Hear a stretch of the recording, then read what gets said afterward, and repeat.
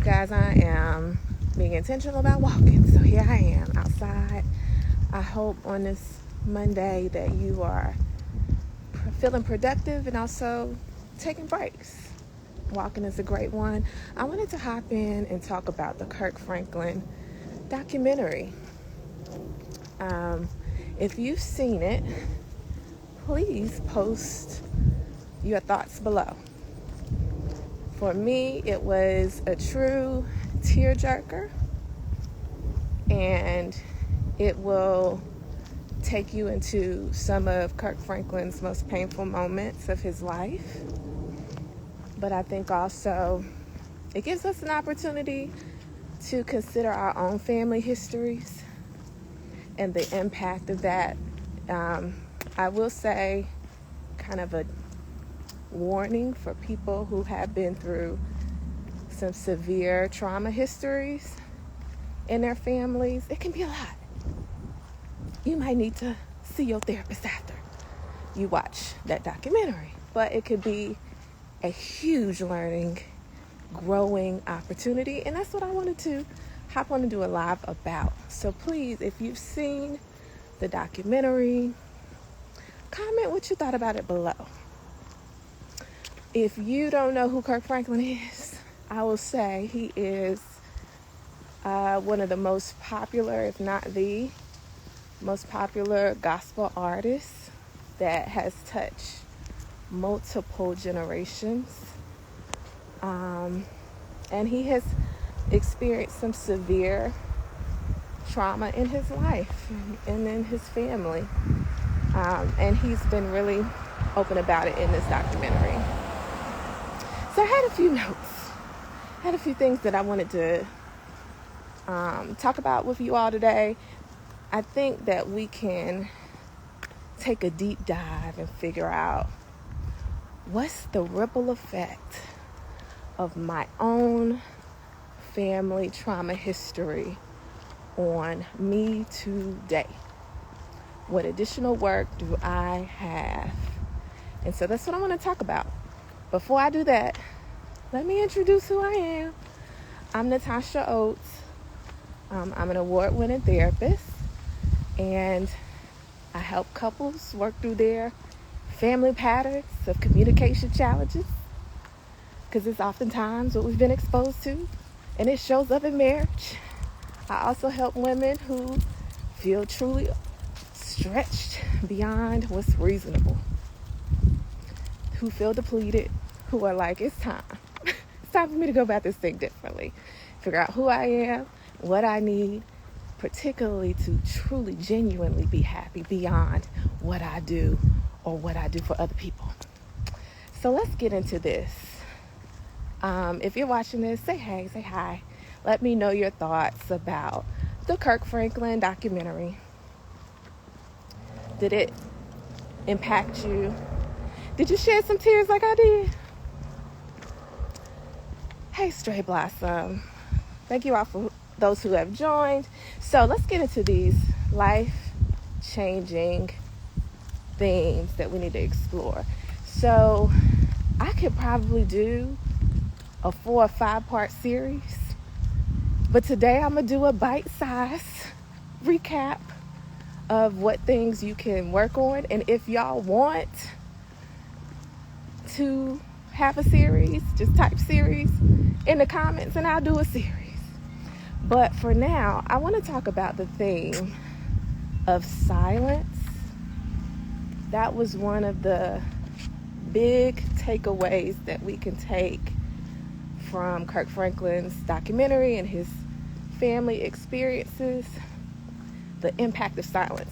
Now, in the documentary, you will know that it was hidden in terms of Kirk Franklin having other potential fathers. There was silence around that fact. Not only was there silence around that fact, he really was walking on eggshells with his family when all he was trying to do was know who his father is. He didn't get support. as you think he would have from some of his biological family members. It was really hard to watch, right? So what should we consider about that? I want you to think about within your own family upbringing situations, how the theme of silence impacted your family. Maybe it was around money. Maybe you saw the eviction notices. There was always fights about how come we can't pay this and how come we can't do that. But it was never a real discussion of what really is happening with our finances as a family. Maybe it was infidelity. Maybe you saw one of your parents sneaking around a lot. And you knew you better not say nothing. Right? Or everybody knew. Everybody knew. And we pretended as if it was not going on. Maybe it was abuse. Right? Maybe there was physical violence, sexual violence. But maybe there was just silence when it was important enough that it should have been addressed, discussed, support around whatever that is, versus feeling silenced, minimized about it. I want to talk about the ripple effect of that. What can that look like? Meaning, we know what that was at the time, maybe even now, in terms of silence, but what impact can it have on me as a grown-up at a big age? Well, it can have different impacts. It can affect people different ways. For some, it can make you more wanting to move past really important issues quickly. I don't want to go there. Let's just move past it. Let's go on. That was yesterday. Or it can do the opposite.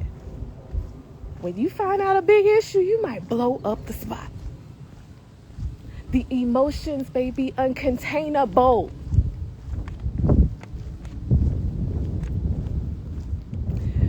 There might be some chaos going on and you chaos number 2.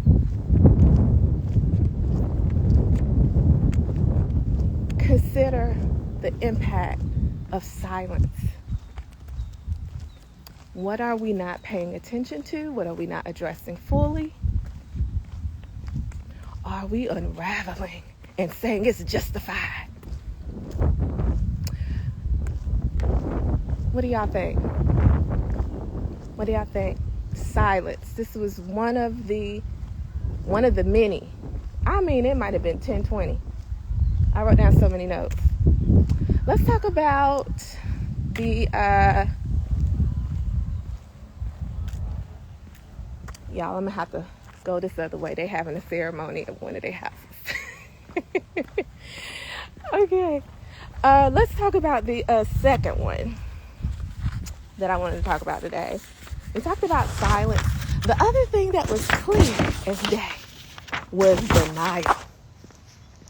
Denial. I think on my timeline, that's the one people was talking about the most. I can't believe his mama. I can't believe her. I can't believe all he wanted to know was the truth. Who is my dad? And can you accept when we have evidence times 2? But it's really common in some of our family histories to deny what is so true.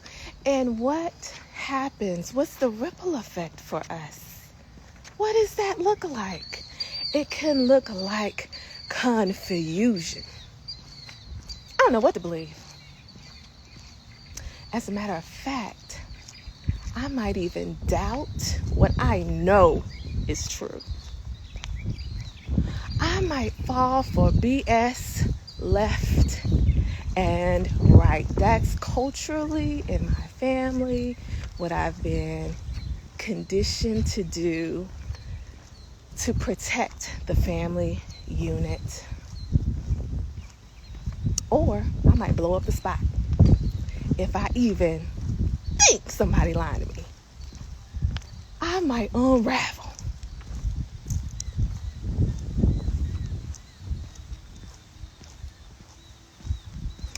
One of the things that Kirk Franklin said that was so powerful, I had to write it down. He said, sometimes we're just so indoctrinated in our trauma.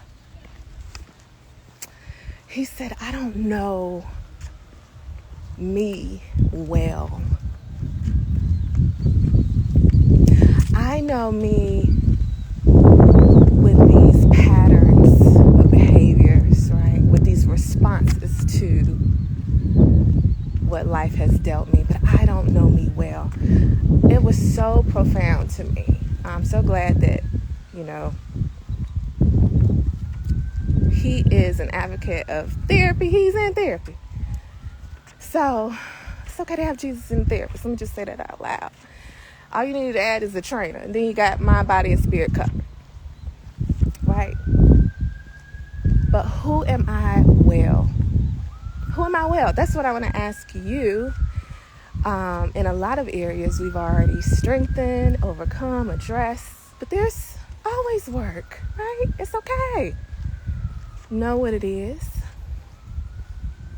We know what we don't want, what we don't want to repeat, what we don't want to be a reflection of, what we don't want to pass generationally. Do you know what you do want? Do you know what you look like doing it? What's on the other side? Particularly with what we talked about today, I think in the work with my clients, we work on addressing things directly without being consumed with emotion. You can address things thoroughly, directly, without shutting down completely, having to just say fine, or minimizing it, and without even blowing up the spot. You can work to get to that place. Who are you well? I encourage all of you to do some introspection. We would love to serve you at the Up Company, upcompany.org. But I want to hear your thoughts about this documentary in the comments below. And if you had any takeaways, please post that as well. Share this out. I want to know if you all want a series of this, because I wrote down so many themes that we could go through and cover. It was rich with opportunities for us to grow and learn together. So type series in the comments if you do want to hear a series on this. And I'll leave you all with be well.